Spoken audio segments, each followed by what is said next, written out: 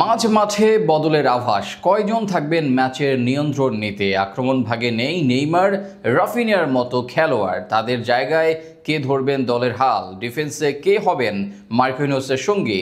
কোন দুইজন ফুলব্যাক নিয়ে মাঠে নামবে দল ইকুয়েডরের বিপক্ষে ম্যাচের আগে?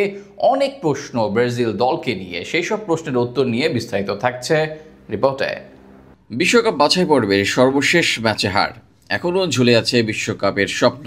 তবে এতদিন এক কোচের জন্য হাহাকার ছিল ব্রাজিল দলের। অবশেষে সেই কোচের আক্ষেপ মিটেছে সিলেসাওদের। ব্রাজিলের দায়িত্বে এসেছেন ইতালিয়ান মাস্টারমাইন্ড কার্লো আনচেলত্তি। তার অধীনে এবার বিশ্বকাপ নিশ্চিত করতে মাঠে নামবে সিলেসাওরা। যদিও শুরুর সফরে নানা বাধা ব্রাজিল দলে। ডিফেন্সে গ্যাব্রিয়েল মেখালেস, এডার মিলিতাও নেই। আক্রমণ ভাগে নেই নেইমার জুনিয়র, রদ্রিগো, রাফিনিয়ারা। তবুও প্রথম ম্যাচের জন্য শক্তিশালী একাদশ পেতে পারে ব্রাজিল দল। যে একাদশে গোলরক্ষক হিসেবে থাকবেন লিভারপুলের অ্যালিসন বেকার। কিছুদিন আগে লিভারপুলের হয়ে লিগ শিরোপা জয় করেছেন এই ব্রাজিলিয়ান। এই মৌসুমে পারফরমেন্সে ধরে রেখেছেন ধারাবাহিকতা। যেহেতু দলে নেই ম্যানচেস্টার সিটির এডারসন, সেখানে তাই অ্যালিসনের জায়গা পাওয়া পুরোটাই নিশ্চিত। সেন্টার ব্যাকে পিএসজি মার্কিনোসের থাকা নিশ্চিত।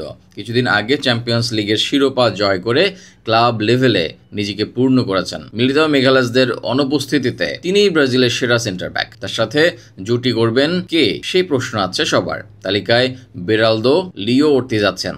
তবে এদের চেয়ে এগিয়ে থাকবেন এই মৌসুমে লিও এর হয়ে পারফর্ম করা 6 ফুট 4 ইঞ্চির আলেক্সান্দ্রো রিবেইরা। লেফট ব্যাক পজিশনে থাকবেন চ্যাম্পিয়ন্স লিগের ফাইনাল খেলা কার্লোস আগুস্তো। যদিও ডিফেন্সে তেমন পারদর্শিতা নেই তার, তবে আক্রমণ ভাগে বেশ সিদ্ধহস্ত তিনি। সেক্ষেত্রে তাকে তাল মিলাতে রাইট ব্যাকে কিছুটা ডিফেন্সিভ হতে পারে ব্রাজিল দল। আর যে কারণে মোনাকোর ভ্যান্ডারসন থাকবেন এই পজিশনে। ম্যাচের পরিস্থিতি অনুসারে বদলি হিসেবে দেখা যেতে পারে আলেক্সান্দ্রো ও ওয়েসলিকে। মাঝমাঠে ক্যাসেমিরো দলে ফিরেছেন। দলের সাথে তার একাদশে ফেরাও অনেকটা নিশ্চিত।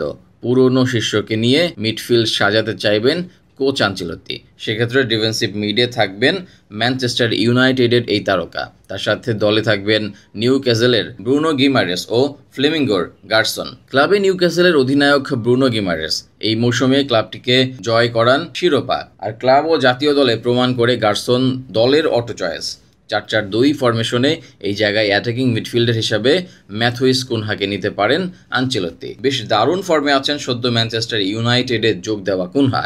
গোল করার সাথে গোল বানাতে বা প্লে মেকিংয়ে করতে পারেন সাহায্য। আর আক্রমণ ভাগে লেফট উইংয়ে খেলবেন ভিনিসিয়াস। তার সাথে অন্য স্ট্রাইকার হিসেবে দেখা যাবে রিচার্লিসনকে। পুরনো দুই শিষ্যকে নিয়ে একাদশ সাজাবেন কোচ আনচেলত্তি। সব মিলিয়ে রাফিনিয়ার অনুপস্থিতিতে এই একাদশ নিয়েই মাঠে নামার সম্ভাবনা আছে সিলেসাও কোচ আনচেলত্তির। 6 জুন সম্ভাব্য যে একাদশ খেলবে ইকুয়েডরের বিপক্ষে।